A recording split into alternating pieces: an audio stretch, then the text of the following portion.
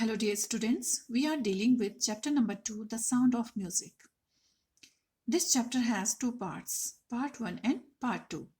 We have finished part 1 in our previous classes. Part 1 is about a girl, Evelyn Glennie, who is profoundly deaf but wants to learn music. Due to her strong desire to be a musician, she learns music by feeling it through the parts of her body and eventually she becomes an instrumentalist. Okay? Dear children, her story inspires a lot of people who are physically disabled and want to fulfill their dreams in their lives. Alright, so in today's class we are going to start part 2, that is the Shehnai of Bismillah Khan. I'm sure you know what a Shehnai is. A Shehnai is a musical instrument. It is particularly played during marriages and such kind of other occasions, other auspicious occasions. All right. And Bismillah Khan is a famous Shehnai player. He plays Shehnai. Before you read, do you know these people? What instruments do they play? Dear students, there are pictures of some musicians.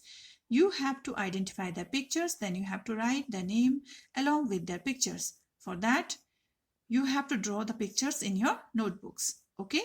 So this is a task for you. You have to do this. Think of the Shehnai and the first thing you will probably imagine is a wedding or a similar occasion or function. The next would probably be Ustad Bismillah Khan, the Shehnai maestro playing this instrument. Students, you must have seen Bismillah Khan on television playing Shehnai. Okay? Now, let us read this chapter about Shehnai and let us begin the story. Emperor Aurangzeb banned the playing of a musical instrument called pangi in the royal residence, for it had a shrill, unpleasant sound. The author says that Emperor Aurangzeb, who was a Mughal emperor and ruled India for a long time in the past, he banned means prohibited, the playing of the musical instrument which was called pangi because it had a shrill means harsh, unpleasant sound. And where he banned it? In his royal residence. Royal residence means royal court. Pangi became the generic name for reeded noisemakers, and it was called a reeded noisemaker and became a generic name. Generic name means a name given to a class of group or group as a whole. Means pangi means noisemaker.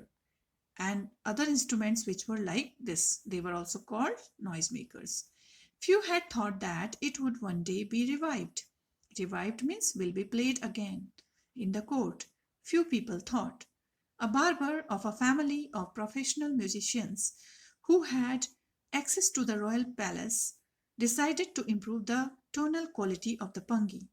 Now, amongst those people there was a barber who belonged to a family of professional musicians, and he had access to the court, means he used to go to the royal court. He decided to improve the tonal means sound quality of the pangi. He chose a pipe. For that, he selected a pipe with a natural hollow, means which was empty inside. That was longer and broader than the pangi, and in size it was broader and longer, and made 7 holes on the body of the pipe. He made the holes on the body of that pipe when he played on it, closing and opening some of these holes. Dear children, like we play flute, we also, when we play the flute, we close and open some of the holes in order to make the sound. So he made soft and melodious sound by doing this. And he played the instrument before royalty and everyone was impressed. Then he played that instrument in front of the royal people in the court, and the people became happy. They were overwhelmed by listening to the music. The instrument, so different from the pangi, had to be given a new name. As the instrument was different than pangi, so it was decided that it should be given a new name. As the story goes behind the name, since it was first played in the Shah's chambers and was played by a Nai means barber, The instrument was named the Shehnai. So, as it was played by a barber, in Hindi, Nai, and where? In Shah's chambers. Shah's chambers means in king's chambers. So, it was given the name Shehnai. Shah plus Nai. Okay. Thus, this new instrument got its name.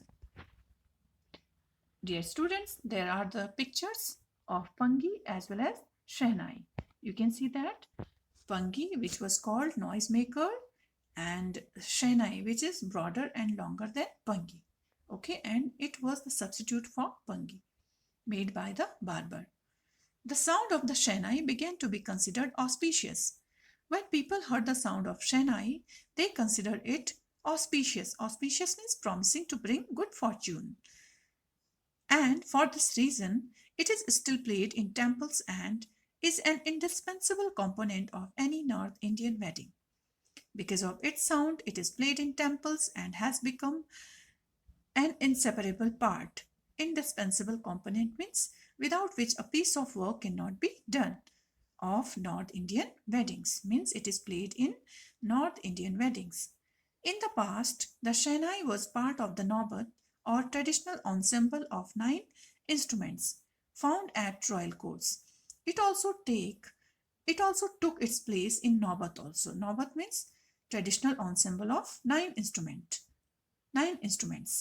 Ensemble means things, instruments considered as a group.